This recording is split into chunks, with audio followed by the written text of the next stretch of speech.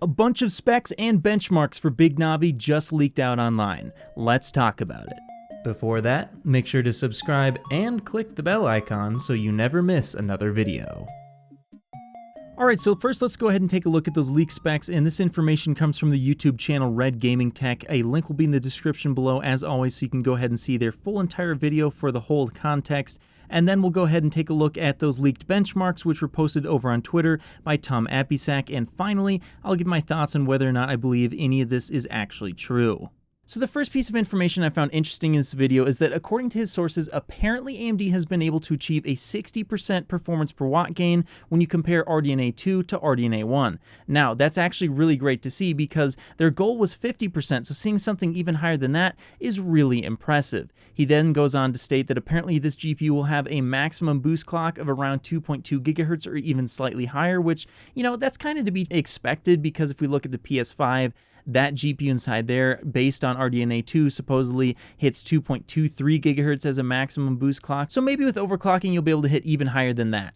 He then goes on to state that apparently this GPU will not have HBM2 or a 512-bit bus. We're looking at something that's going to be a little bit smaller than that. Now, that could mean that the biggest GPU is up to a 384-bit bus, but he stated that supposedly the biggest GPUs that he knows of right now have 16 gigabytes of memory, and realistically, the only good way to achieve that would be to have a 256-bit bus, which that's really concerning because he also states that they're using regular GDDR6, so not 6X. Which means probably the highest speed we'll see is 16 gigabits per second, which on a 256-bit bus gets you 512 gigabytes per second of memory bandwidth, which isn't really that impressive if we're talking about something that's supposed to compete with a 3080 or 3090, which he believes is going to be the case. He thinks that supposedly this biggest GPU that AMD is going to reveal, which will likely be on a 256-bit bus, will be competing with a 3080, and unfortunately, it just doesn't have the memory bandwidth to do that. So according to his sources, which I guess he's not even 100% sold on, but his source seems very adamant,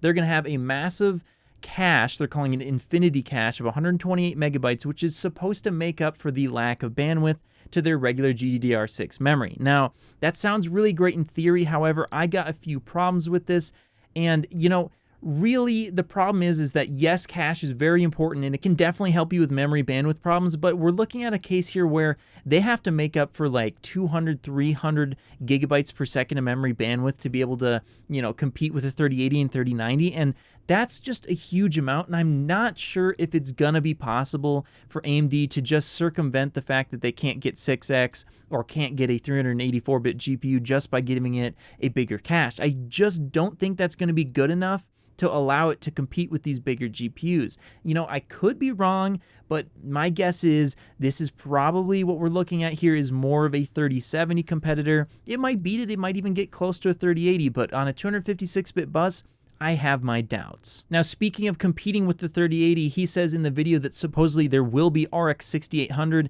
and 6800 XT GPUs, which will be competing with the 3080 and supposed 3080 Ti, which, let's be honest, is likely to happen if AMD can actually beat the 3080. Now, again, we'll have to see if this really happens. I could definitely see it on a 384-bit bus, but I'm a little bit concerned about that 256-bit bus and whether or not AMD will actually be able to get around those memory bandwidth problems, or if it's going to basically force them to compete with the 3070.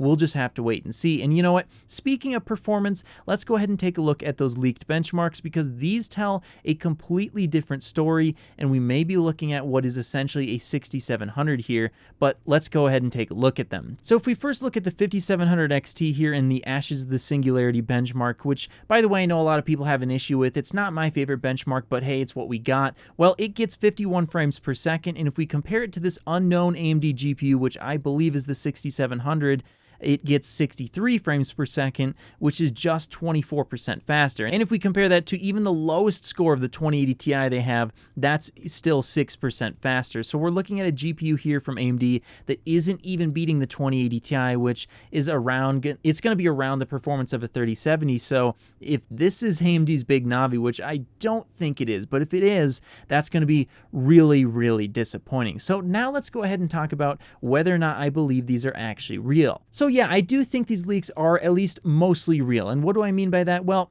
first of all, if we take a look at these benchmarks, I do believe that this is some sort of unreleased engineering sample of an AMD GPU. Now, we don't know if it's the final drivers, final clock speeds, or even what GPU it is, but yeah, I think it is real. Now, talking about the specs, here is where things get a little weird. Now, for example, I do believe it's going to exceed that 50% performance per watt goal. I also believe it's going to hit, around 2.2 gigahertz or even slightly higher.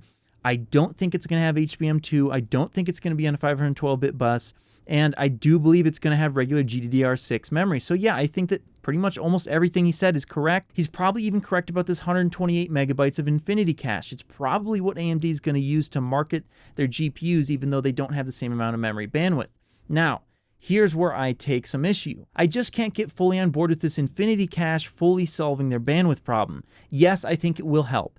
Yes, I think that AMD is going to be very competitive, and I think that they're going to basically make sure that prices are more reasonable. And I just can't wait to see Big Navi no matter what form it takes. Even if it's only a 3070 competitor, you got to remember, it's great to see them competing. It's possible to get a big GPU, but I think at this point, the only thing we can, with almost absolute certainty, say is that we probably will get a mid-range to slightly high-end GPU that competes with the 3060 Ti and 3070. And again, that's really great to see, but I wouldn't get my hopes too high and believe that AMD is just going to come out of nowhere and absolutely crush the RTX 3090, for example. And let's be honest, even if they did, we don't know how they're going to handle something like DLSS. We don't know for sure how they're going to handle ray tracing. We just don't know what any of these features are going to look like. So AMD has a lot of hills to climb, including their drivers, which people still are all over AMD about, because remember, the drivers at launch with the 6700 XT, or sorry, the 5700 XT really weren't that great. So they have a lot of other software problems to tackle as well, even if they can get a GPU that wins. So yes, I'm very, very excited for Big Navi, and I can't wait to get my hands on one. I'll definitely try my hardest to get one.